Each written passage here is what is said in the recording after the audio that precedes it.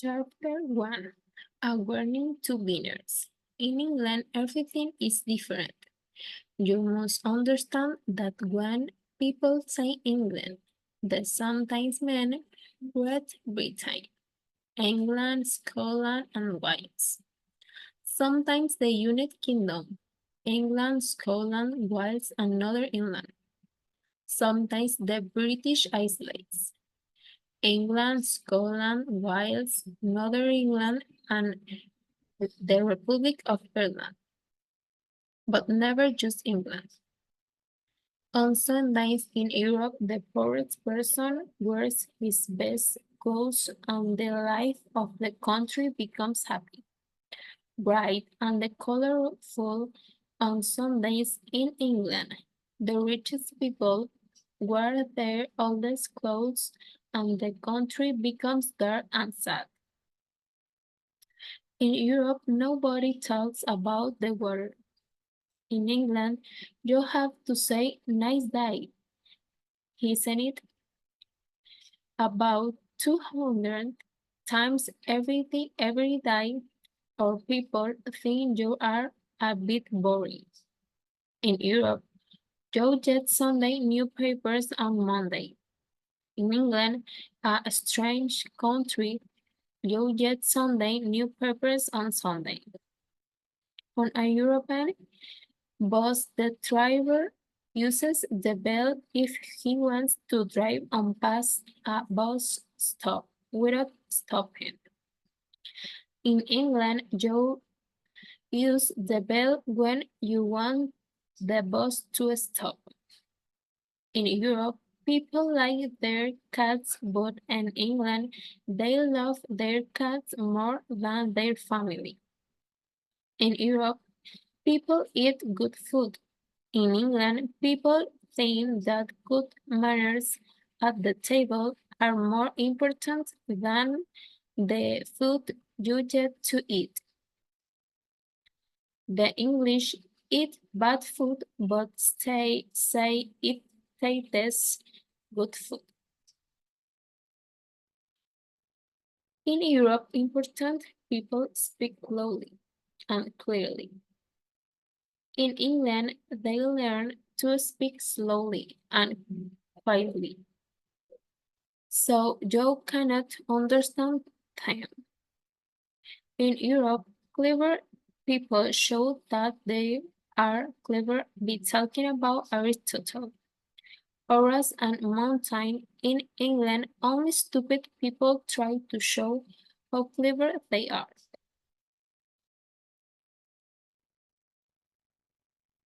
The only people who talk about Latin and Greek readers are those who have not read them. In Europe, almost every country, big or small, fights words to show they are the best. The English fight wars against those people who think they are the best.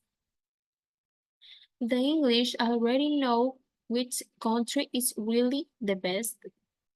Europeans cry and prickle, get angry. Instead of this, the English just laugh quietly at their problems. In Europe, people are either honest with you or they lie to you. In England, people are small almost never lie, but they are almost never quite honest with you either. Many Europeans think that life is a game. The English think cricket is a game. Chapter 2. Introducing people. This part of the book tells you how to introduce people to other people. Most importantly, when you introduce strangers, do not say their name so that the other person is able to hear it. Usually, this is not a problem because nobody can understand your accent. If somebody introducing you to a stranger, there are two important rules to follow. One, if, if he puts out his hand to shake yours, do not take it. Smile and wait. When he stops trying to shake your hand, try to shake his. Repeat this game all afternoon or evening. Quite possibly, this will be the most amusing part of your afternoon or evening. 2. The introduction are finished and your new friend asks if you are well. How do you do? But do not forget, he does not really want to know. To him, it does not matter if you are well or if you are dying of a terrible illness. Do not angox. Your conversation will be like this. He. How do you do? You. Keep good health. Not sleeping very well. Left foot hurts a bit. One or two stomach problems.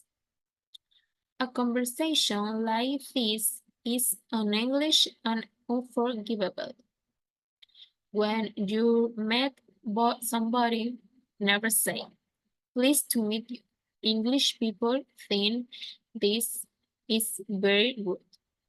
And one other thing, do not call foreign lawyers, teachers, doctors, dentists, or shopkeepers doctor. Everybody knows that the little word doctor means that you are a Central European. It is not a good thing to be a Central European in England. So you do not want people to remember. Chapter 3. The Weather. This is the most important subject in the land. In Europe, people say he is the type of person who will talk about the weather to show that somebody is very boring. In England, the weather is always an interesting, exciting subject, and you must be good at talking about it.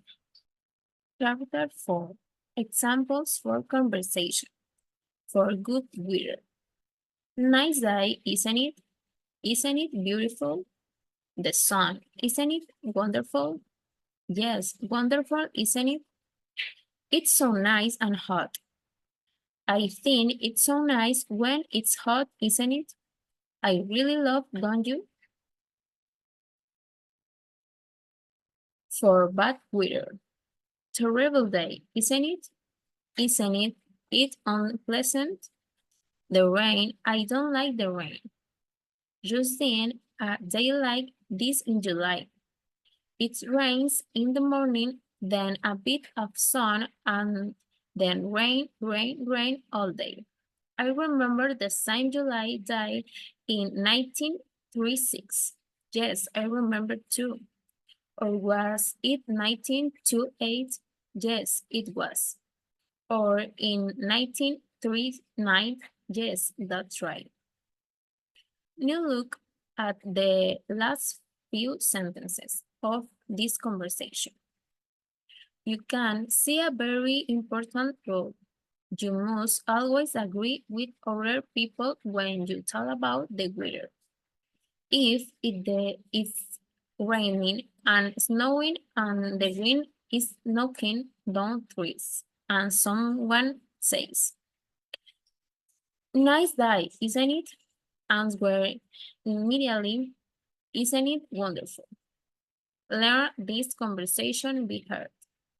You can't use them again and again. If you repeat this conversation every day for the rest of your life, it is possible that people will think you are clever, cool, and amusing.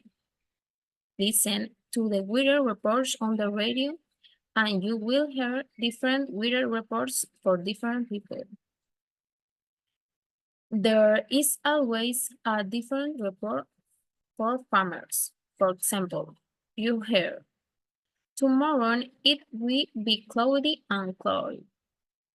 There will be a lot of rain. That immediately after this you hear weather report for farmers. It will be bright and warm and there will be a lot of sunshine. Farmers do important work for the country, so they need better weather, you see. Often the radio tells you that it is a nice day, but then you look outside and see that is raining or snowing.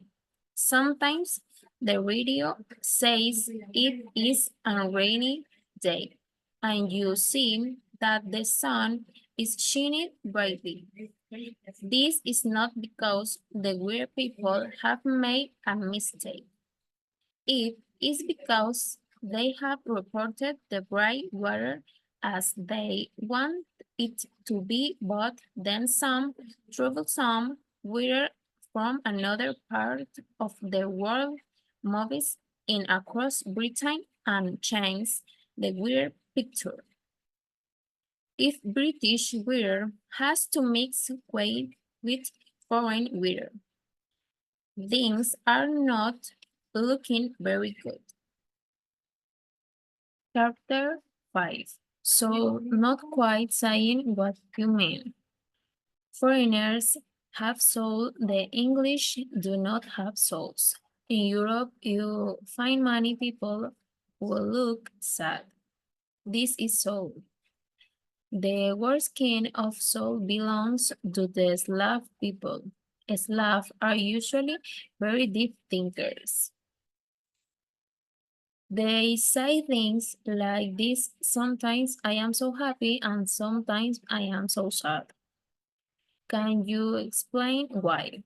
You cannot explain, do not try.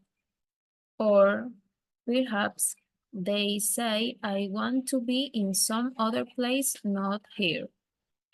Do not say I'd like you to be in some other place too. All this is very deep. It is soul, good soul, but the English have no soul. Instead, they say less than they mean.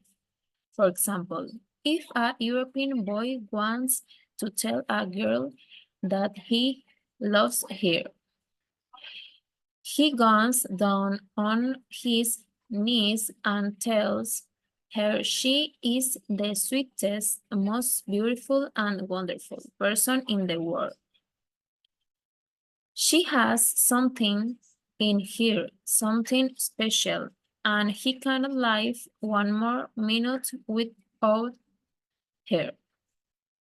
Sometimes, to make all this quite clear, he shoots himself. This happens every day in European countries where people have soul. In England, the boy puts his hand on the girl's shoulder and says quietly, "You're all right, you know."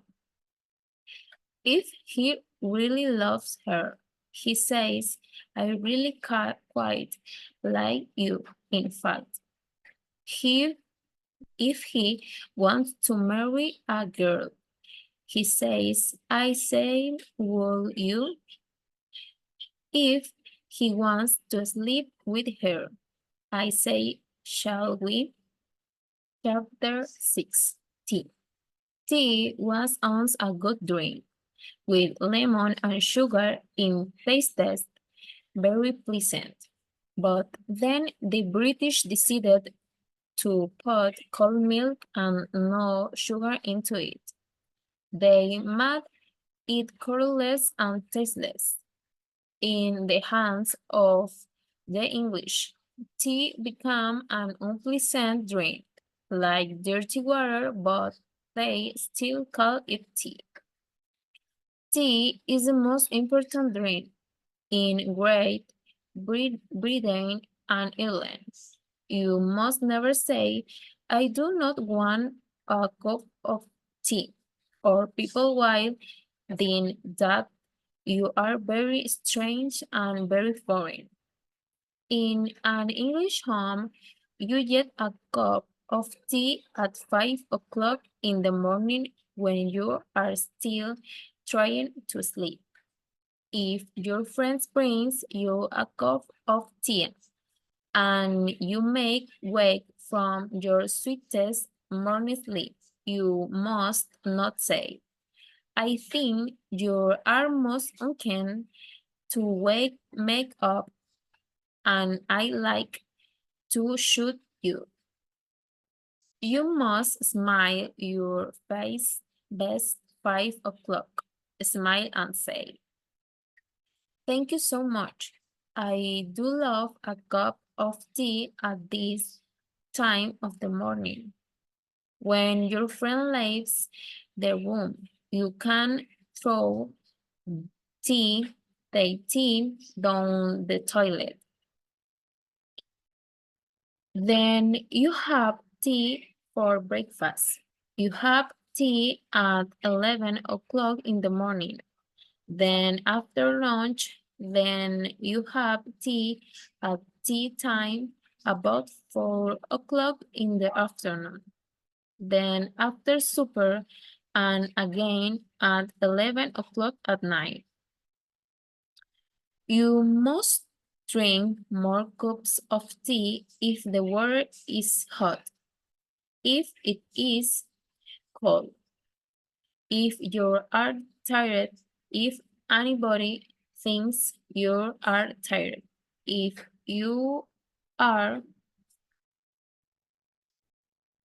afraid before you go out, if you are out, if you have just returned home, if you want a cup, if you do not want a cup, if you have not had a cup for some time, if you have just had a cup.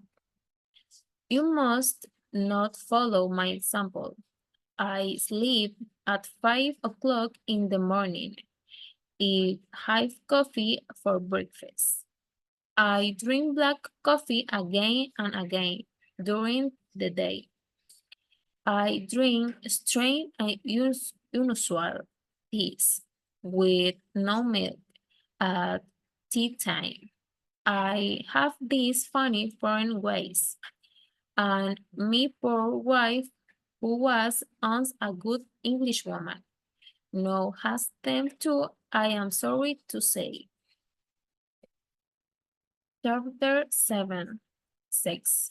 European men and women have sex lives. English men and women have put water bottles. Chapter 8 The language.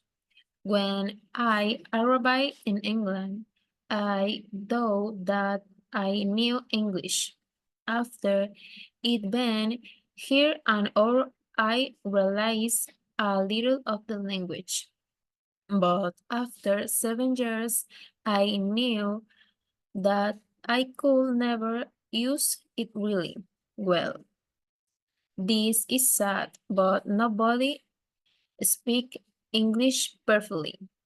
Remember that those 500 words the ordinary Englishman uses most are not all the words in the language.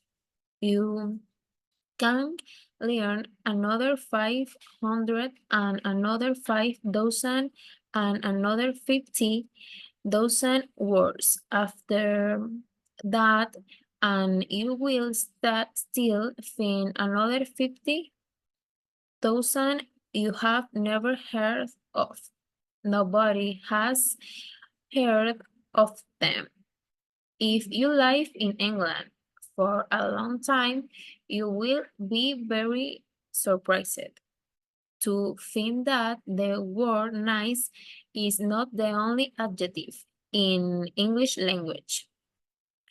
For the first 3 years, you do not need to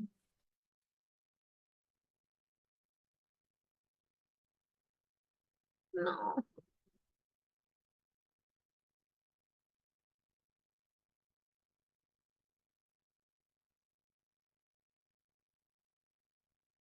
learn or use any other adjectives.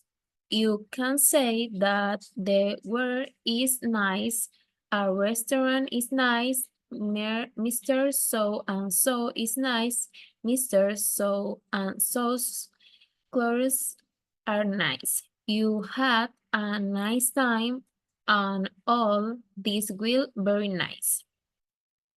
You must decide about your accent. You will have your foreign accent right, but many people like to mix it with another accent. I knew a Polish Jew who had a strong Yiddish Irish accent. People, though he was very interesting. The ace said, why to show that you have a good accent or no foreign accent is to hold a pipe or cigar in your mouth, to speak through your teeth and finish all your sentences with the question, isn't it? People will not understand you, but they will think that you probably speak very good English. Many, many foreigners try hard to speak with an Oxford accent. The city of Oxford has famous university. If you have an Oxford accent, people think that you mix with clever people and that you are very intelligent. But the Oxford accent hurts your throat and is hard to use all the time. Sometimes you can forget to use it. Speak with your foreign accent and then where are you? People will laugh at you. The best way to look clever is to use long words, of course. These words are often all Latin and Greek words, which the English language has taken in. Many foreigners have learned Latin and Greek in school, and they think that A, it is much easier to learn the words than the much shorter English words. B, these words are usually very long and make you seem very intelligent when you talk to shopkeepers and postmen. But be careful with all these long words. They do not always have the same meaning as they once had in Latin or Greek. When you know all the long words, remember to learn some short ones too. Finally, there are two important things to remember. One, do not forget that is much easier to write in English than to speak English because you can write without a foreign accent. Two, on a bus or in the street, it is better to speak quietly in good German than to shout loudly in bad English. Anyway, all this language business is not easy. After 8 years in this country, A very kind woman told me the other day, you speak with a very good accent, but without any English. Unit 7. Hello. In Unit 7, I learned about the present simple. We use the present simple to talk about routines, habits, tradition, and facts. The structure is subject plus base verb. For example, I drink coffee every morning. In negative, we use do not, or does not. For example, I don't drink coffee every morning. In question, we use do or does. Do you watch TV at night? For he, she, and it, we add s to the verb. She works in a hospital. That's what I learned in Unit 7. Unit 8. In Unit 8, I learned about the present perfect. We use it to talk about experiences or actions that happened at an specific time. The structure is have or has plus past participle. For example, I have tried sushi. She has read the book. In negative, we use haven't or hasn't. I haven't finished my project. We often use words like already, yet, and ever. That's what we learned in Unit 8. Unit 9. In Unit 9, I learned about modal verbs. Modal verbs help use express necessity, obligation, permission, and prohibition. First, I learn about verbs of necessity, like have to, need to, and must. We use have to and need to talk about things that are necessary. For example, I have to wake up early for school. We use must to express a strong obligation, like employees must wear a uniform. I also learned about negative forms. Don't have to mean something is not necessary, but must not mean sometimes is prohibited. Finally, I learned how to give permission using can and may. May is more formal than can. That is what I learned in Unit 9. Unit 10. In Unit 10, I learned about the passive voice in present and past. We use the passive when the action is more important than the person who does it. The structure is be plus past participle. For example, English is spoken in many countries. The emails are sent every morning. In the past, we use was or were. The movie was directed by a famous actor. That's what I learned in Unit 10. Unit 11. In Unit 11, I learned about phrasal verbs and the second conditional. Partial verbs are verbs with two words and different meanings. For example, turn off means stop something, look for means try to find, and run into means meet by accident. We also studied the second conditional. We use it for imaginary situation. The structure is if plus past simple, word plus base verb. If I won the lottery, I will buy a big house. That's what I learned in Unit 11. Unit 12. In Unit 12, I learned about reported speech. We use reported speech to say what another person said. Usually the verb changes to a past form. Present simple changes to past simple. I study English. Become she said they studied English. Will change to will, can change to call. For commands, we use told plus person plus to plus verb.